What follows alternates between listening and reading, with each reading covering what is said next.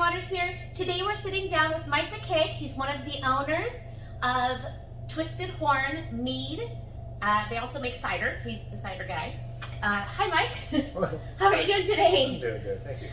So maybe we want to just start, you kind of describe your business and tell us what made you decide to start a mead and cider brewery?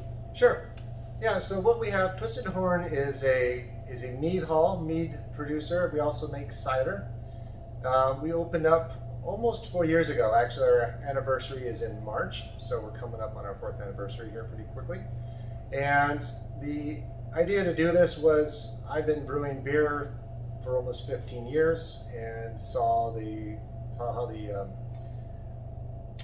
industry came about and thought this is really fun. But when I looked around at all the different breweries and looked for a location to open something myself, it was always next door to another brewery. There's so many, especially here in Vista, they're everywhere. And I kind of put the plans away. And then a friend of mine, Vince, came to me one day and he's like, Mike, I want to make mead. I'm like, okay. So we had a little discussion. We tried some of his mead. We went to a homebrew conference where people were just gaga over the mead and like, okay, I think we've got a plan B here. Yeah. And we moved forward, opened the meadery instead. And ironically, the cider came along as a back thought, as a forethought, simply because every time we said mead to someone, they thought we were opening a butcher shop because they thought we said meat. Oh, yeah, I can see that. Everyone knew what cider was, so then we'll do cider, but our predominant business is actually the mead. Okay, and what's been the most surprising thing about this business so far? The surprising is just I guess how well people take into it. I mean, mead was kind of an obscure thing. There was one or two other. There was only actually one other meadery in San Diego when we opened up. Okay. But people are really aware of it. They're really interested in it. There's just a lot of big fans. And so, yeah, it's way cooler. I mean, no offense to beer, but yeah, it's cool. It's cool, and it's just been great, and just how people have taken to it. We've got just a huge fanatical fan base. It's just wonderful. That's awesome. So kind of how was it like when you very first started out in this business? Yeah, we first opened up, and I think the first day it was like, well, actually no. Our soft opening was a mob out the door for 4 hours, so I guess I couldn't say it was slow. And we opened up, and just to kind of get things worked out, and yeah, definitely some learning processes.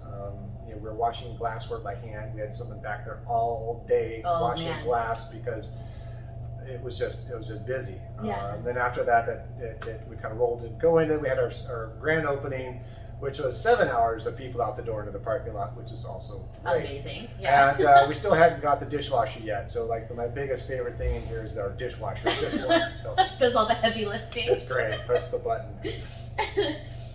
So moving forward, you guys started with a bang. You got kicked in the butt because of COVID, like we all did. So what kind of are your goals, moving forward over the next year? Yeah, so it's the last year, 2020 was, everyone knows it's 2020. Right. But moving forward, we had to kind of readjust our model a little bit because the tasting room was the hub of the business. We're always busy in here, and it's great seeing people. But unfortunately, that can't do that right now, and we don't know when we'll return. Right. So we've readjusted things. We've gone online sales. We sell into 40 states. Nice. We're bottling quite a bit of product. As of this moment, we're into 35 stores and restaurants, and that's going to continue to grow this spring. That's our big for this year. The plan is to get out and spread, and so we're into a lot of places, and we've got a long list of folks waiting to take our product. So awesome. That's where we're going to just grow. We've got the equipment already in place that we already purchased to grow last year, and so we're ready to just kind of hit the streets. So I do want to make a quick comment. The labels, your guys' labeling, it's awesome. It is so cool. It's epic. Like, it makes me want to drink it and go pillage. And oh yeah, and one of the artist is a fellow from. It was a local regular as well, and he drew a lot of kind of Viking graphic art. And we talked to him for quite a bit, and finally said, "Okay, I'll do it." And we're really happy. Oh, it's awesome! Yeah. So what kind of keeps you going? What drives and motivates you to keep on with the cider and the meadery? It's just fun. Yeah. I mean, really, it just comes down to. I mean, I like making things. I like the experience of making things and trying new things, and so I mean, it's unending flavors and things that we can do here. But the thing that we really enjoy is just the people. Yeah.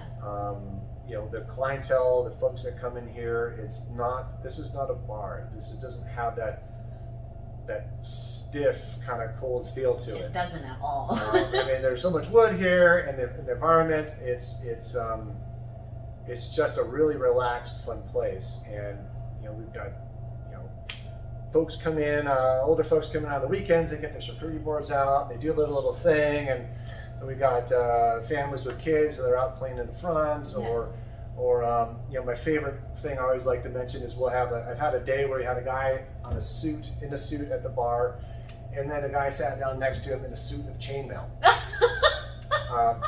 You know, dressing up is good either way, whichever way you go. Yeah, however fancy, whatever your fancy we support, we support you know, however you go, and it's kind of the group, and it's just a really nice environment we have.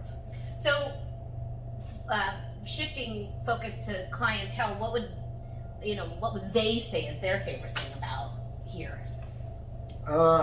Well, to the staff's horn. I mean, we try really hard to keep, again, the nice environment, and the friendly people. So our staff are great. We love them. They know the mead. They know the cider. They're friendly. They know D&D. They know games. Nice. They know whatever. Oh, this would be a fun place to come play D&D. We have a game room. Okay, Oh, that was not dedicated, but we had a game room where you can come in and play D&D. That was Wednesday nights. We had 4 tables of D&D on Wednesdays. Rad. That will come back as soon as we can. Oh, I can't wait. I want to come. Sure. So is your most memorable experience the double suits, or is there a different time you want to share? Well, when I was thinking back on just stuff that kind of puts a smile on my face, it was kind of 2 things. It was maybe a year or 2 ago, and raining, how rare it happens in Southern California. And so our we have food vendors out front typically, and they packed up. I think they were just in the tent, so they packed up and left. And so we had a large family group in here, and the place was already full. And she was in from Scotland, and she had her kids and everything else, and it was just, oh, the food's gone, and all these people. So she went and bought pizza for everybody. Wow.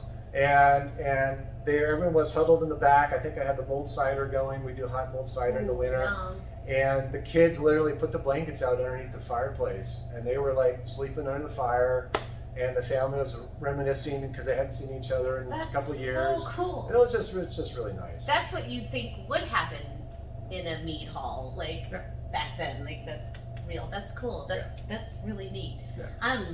So hopefully, COVID and vaccinations and the numbers start going down. Is there any upcoming events that you're excited for, or that you want to talk about? Yeah. We in Southern California, we participate when available in all the Renaissance fairs, the Viking games, the Highland games. So this year we're really looking forward to getting back into the Vista Highland games. We were able to be the mead and cider provider for the game. That was really great. And my brother-in-law is a thrower. We all come in our kilts and garb and hang out with the clans, and so it's a great time. We also hit some of the games up and down the coast. We'll see how it happens this year. And then Viking Festival. We're huge sponsors of Viking Fest, and mead. It's the official drink of the Vikings. And mead. So I mean that's if you've not been, you need to go. Yeah, it is awesome. I was so bummed last year it was closed for a reason, but I still missed it. All right. Well, thank you so much for doing this with me.